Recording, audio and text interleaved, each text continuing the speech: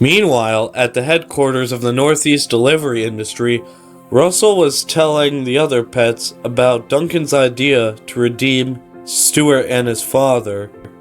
But I don't know if this is gonna work, guys. What do you think? There was a long silence until Zoe decided to say something. You know, Russell, Duncan may not be the most trustworthy engine, but maybe you should try it. That's the first wise thing he has said in a while. And even if it doesn't work, at least it'll still be worth a shot to get back your father. Russell knew his friends were right about having him try to redeem his father, but then there was the question, how is he going to convince him to turn good? But before he could even think of a plan, Skarloey chuffed in. He was looking very tired. Hey guys, me Duncan saw certain somebody. I swear I thought we killed the bastard! Russell and the other pets were in a state of shock. Slow down, Skarloey. What are you talking about? I saw Tibbs, or at least his shadow. But it was Duncan who really saw him. Explain yourself, Duncan. The pets and Russell took a look at Duncan and their hearts skipped a beat just looking at the terror within his face.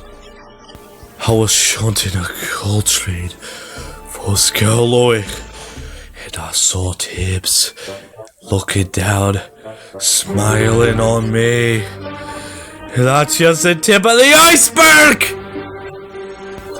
What do you mean, just the tip of the iceberg? There's something going on in the NorthEast that we don't know about, and I know so. And if you think I'm insane, I've seen your father, Russell. Why would he all of a sudden appear when Stuart and Falcon are here? Russell froze in shock. He was absolutely speechless. And where was my father? He's at the Anderson Lakeside Motel. He's there.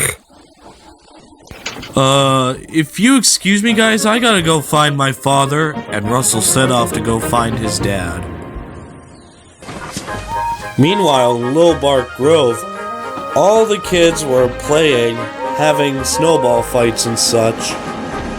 But little did they know, their fun was about to be cut short.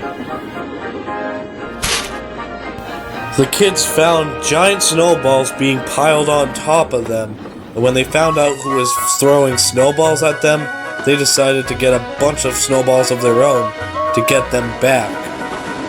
But however, their attempts failed, and I mean failed big time. Meanwhile, Jerry was at the Anderson Lakeside Motel packing up his stuff when he ended up getting a visitor, which was Russell, of course. Well, look who decided to show up after all this time. It's too late, son. I ain't gonna get you hired. Dad, what's really going on here? None of your business, and it's too late for me to turn back now. Hey, listen, I know after that tragedy we had, you've been going through a lot, but you're taking this way too personally. Too personally? Really? Really? You know, you really remind me of a certain someone. I even met him before he died in prison. His name was Todd. He was a toy Dodge Charger. He thought he was being neglected and stuff, and he let his anger get the better of him. 5 days after I met him, I found out that he got fry cooked by another inmate because he was being foolish. Jerry was kinda starting to remember Todd, because Falcon had told much about Todd to him. What I'm trying to say here is, I don't want you to end up like Todd, and I know who your bosses are. They nearly killed us out in Ohio last year. I can't change who you are, though. But can you change your actions for how you've been to us? Jerry began to realize that this was not the right path he was taking, and he was thinking, what would his wife think if she had seen him doing this to his son and his son's friends? He thought to himself in his head, this: I've got to make things right. I've got to.